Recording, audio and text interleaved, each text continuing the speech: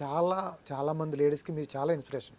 ఎందుకంటే ఇప్పుడు ఒకటి కాదు, కరాటే బ్లాక్ బెల్ట్ ట్రైలర్లో చూస్తుంటే మైండ్ పోతుంది అసలు. ఏంటి కరాటే వచ్చని మీ దగ్గరికి వచ్చారా?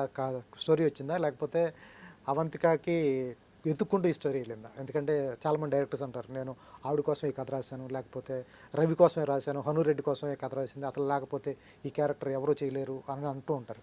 మీకోసమే, అవంతిక కోసమే రాశారా, లేకపోతే మీకు మార్షల్ ఆర్ట్స్ తెలుసని మీ దగ్గరికి వచ్చిందా? యాక్చువల్లీ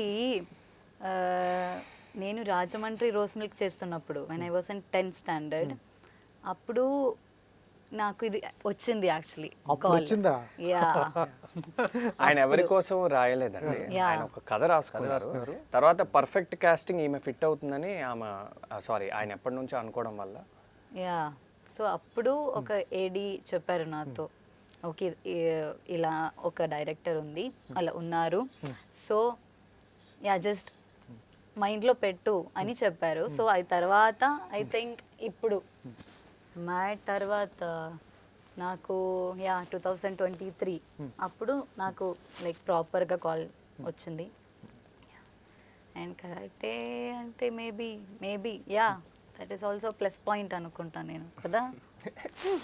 ఇవాళ ఒక పోస్టర్ కాదు వచ్చింది సార్, మీకు మార్షల్ ఆర్ట్స్ తెలియదని చెప్పారా? నాకు తెలుసు నేను చిన్నప్పటి నుంచే కథలో మీరు మార్షల్ ఆర్ట్స్ పార్ట్ ఆఫ్ ఉందని ఆయన తెలుసా?